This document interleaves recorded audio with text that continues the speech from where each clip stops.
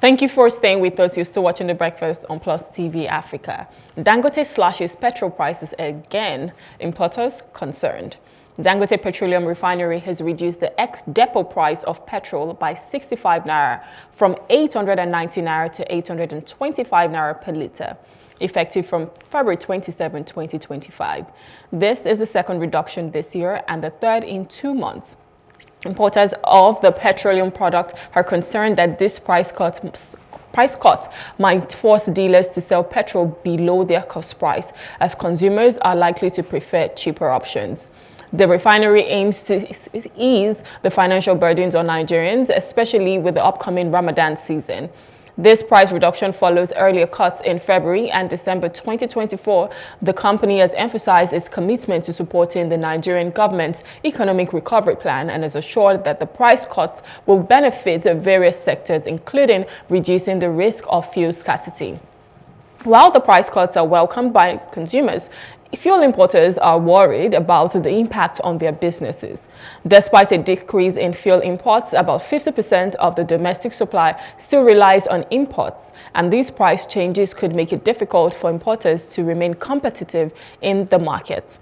Joining us this morning is Nick Agule, is an energy expert, to have a conversation on this. Good morning, Nick. Thank you for joining us. Good morning, Ruben, and good morning to all our viewers globally. Good morning. All right, so what was your initial reaction to this price cut? I'm sure it's a good thing because obviously Nigerians can just, have a sigh of relief, like finally the prices are coming down. But you as an energy expert, what was your initial reaction to this? Thank you very much for that question. My initial reaction, just like you have correctly predicted, is that I'm very happy that this is happening because energy cost to me is too expensive in Nigeria, and any reduction in price, hopefully, we should then translate to reduction in cost, such as transportation, is a welcome development. And I will say that let me thank Alhaji Aliko Dangote, and let me say for his generosity because he wasn't pushed into doing the reduction. He could have kept the price on. But again, on the other hand, we can also see the impact of competition. And this is what we have been saying all along, that without competition, then Nigerians are not going to pay the correct prices for petroleum products. So I believe that this is a price war that is now happening. Dangote Refinery is now trying to take the market. So they are now reducing their prices to make the imported products uncompetitive in the market. So for us as consumers, this is exactly what we want. Now, for the importers, instead of them whining and whinging about, I expect them to go back to the drawing board and see if they will be able to land products cheaper than Dangote Refinery, products that have been tested and confirmed to be safe for the engines that will be used in Nigeria. So for us, this is exactly what we want. And I believe that even at the 860 or thereabout that we're buying petrol in Nigeria, it is still too expensive, either because the petrol itself is expensive or our wages are rather too small. So this is the problem that we are facing in Nigeria. I mean, I'm in my house here in the UK. My daughter will soon step down. She will go to work. She's a teacher, a primary school teacher. She earns about £3,000 a month. But she's going to take a bus from where we are here to her school, and the bus cost her £1.75. So imagine what £1.75 is. At the end of the month, if she goes to work for 20 days and she's paying £3.50, that is going to be £70. Her transportation to work will be £70 a month to £3,000 wages. You can see that her transportation to work is just about 2% of her earnings. In Nigeria, workers are paying more than 50% of their earnings on transportation alone. So this is the kind of thing we're talking about. That petrol is too expensive, either because the wages are too small or the cost itself is too high. And anything that helps in any of this direction is a welcome development, and this is really good. Fantastic, but obviously there are several concerns that is this going to be sustainable, or are we going to be seeing price fluctuations? Because of course this is the third price reduction in 2 months. Great thing, but are we going to now maybe see it go up again, come down, whereby people can never really plan and they know that okay, this is what it costs. But if this prices keeps fluctuating, what will happen? So is that something that we might be seeing in the next couple of months? That's the reality of a free market, because the biggest input in producing petroleum products is crude oil. That's the biggest input. Yeah. And if the price of crude oil is changing and the refineries are keeping prices the same, then that means there must be a subsidy regime somewhere, right? If there is no subsidy regime, then as the prices of crude oil are changing, so the prices of petroleum products. And that is what you see, even like here in the UK, you will discover that the prices are never the same at the pump, Okay. And you also discover one thing here is that even petrol stations that are next to each other or are even opposite each other, So they have different different prices. prices. Yeah. Yeah, so that's a market, but rumor. So here is something that is a bit not clear. I was in Nigeria earlier this month, right? And what I noticed in Nigeria is that, like in Abuja, where I was, most petrol stations were selling petrol at 975. I saw this 975 price almost everywhere. And then when I traveled to Makodi, I saw 1010, 1010. And I was like, no, no, no, no, something is happening that is not right here. Because if this was a truly competitive market, you cannot expect all the stations to be selling petrol at the same price. Because that looks as if we are back to the subsidy regime. So it's either they are ganging up amongst themselves, where they make a An phone call in the morning association, and say, maybe.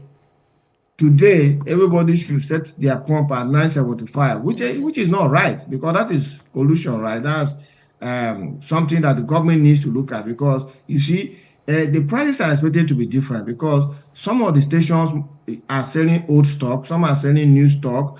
Some of them have better facilities, like maybe they have their depots and all of that. So with all that, it is expected that the petrol station should be jostling for market share and adjusting their prices to attract consumers. So if all of them are selling petrol at the same price, there's something there that the regulators need to look into, because it's not right.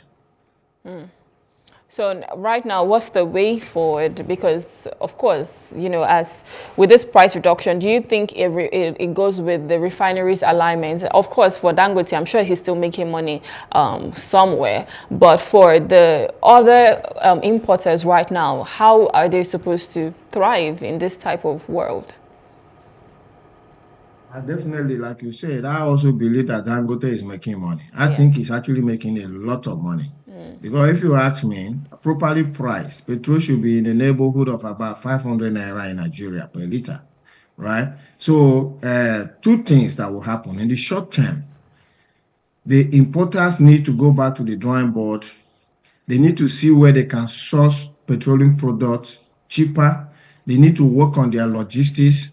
Maybe when they bring their petrol to the port, it takes some time for it to be discharged. Therefore, there's demurrage that is being, suffered and all of that. They need to go back and look at their cost profile and see whether they can do things differently and are able to land their products cheaper in the market, so that they can force the hands of Dangote refinery.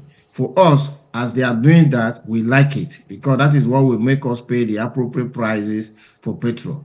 But in the medium to long term, Roman, there are certain things that need to happen. Number one, a huge chunk of petroleum products in Nigeria are consumed in generating electricity, whether petrol or diesel. And today, as we speak, Nigeria is still doing 5,000 megawatts of electricity, which is rather very, very poor. So this government is in power now. Very soon, I'm sure we are going to be analyzing their 2 year anniversary. And there's nothing much that they are doing in the power sector. So they need to deal with that, so that, because if you deal with that, then we'll be consuming less petroleum products. And also, the other side is we have these 4 refineries that nobody's talking about now. Even though the NNPCL will say, okay, we have started to produce petroleum products there and there, but everything has gone so quiet. Again, that is an area that government should really need to collaborate. These refineries need to really go into the hands of the private sector. When government takes these measures, and then of course renewable energy is there. A lot of renewable energy sources in Nigeria. So much sunshine, so much wind, so much water bodies everywhere. We are not seeing concrete development efforts. There needs to be a development plan for the energy sector, which the Tinubu administration will prosecute, and when they leave office, another government will take over. That is how you do these kind of things. And then, of course, the fact that Nigerians are suffering, like I said, a lot of Nigerians now are paying more than 50% of their pay on transportation. Government needs to begin to look at alternative sources of mass transportation that will be cheaper, more efficient, and more comfortable for Nigeria. And trains, the railway ticks the box there. And I can't imagine that 200 million people are moving about in Nigeria without rails. And as we speak today, you can connect the Nigeria's federal capital to only one state capital, which is Kaduna.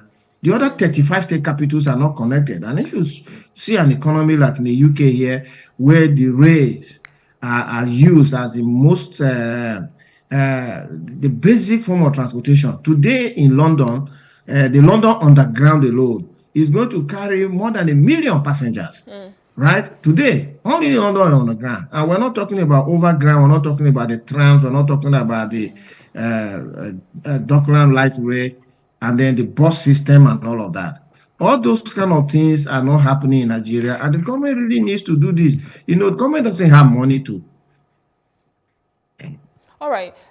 So because we have to wrap up really soon. So for this now, of course, let's talk about the economic. I was about to say that government does not have money to do these things. That is why they need to embrace the private sector. They need to embrace the private sector. Because I was just about to ask about policies. Like, of course, if we're saying that we want sustainability with these prices, and knowing that we still have about 50% of this product being imported, what are some things that you think the government needs to do to ensure that we can readily have this product available and it's at a good price?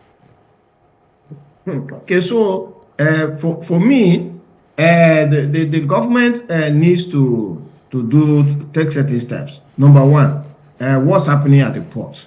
Government needs to deal with that. The people who are importing, are they having joy at the port when they bring their products in? Are the products being cleared very easily, and they bring them into the market and all of that? Government needs to deal with that. Then, of course, logistics.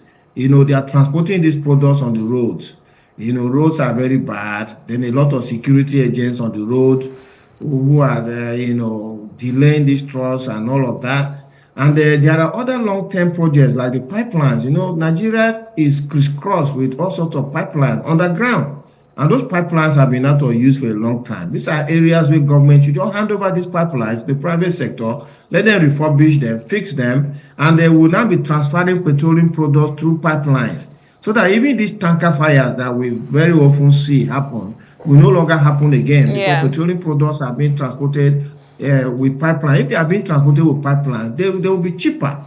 Imagine a roommate that you have to take I agree with you. In fact, it's something that I've said for so long, because of course my dad is into pipelines and machineries and all, and I'm like, why can't we look for ways to be able to transport these things compared to the accidents that we keep seeing on the road, the fire hazard and all of that? I'm sure there are better ways that we can start to implement when it comes to our petroleum sector. Sadly, this is where we have to wrap it up right now, but I want to say thank you so much for coming, Nick. It's always a pleasure having you. Thank you so very much, Rumi, and have a nice day. You too, sir. All right, so I'm speaking with Nick Aguli. He's an energy expert, and we've just been looking at the fact that Dangote has slashed petrol prices again, even though importers are concerned, obviously, for their businesses. We'll go on a short break right now. When we return, we'll be discussing fitness and a healthier you. Please stay with us.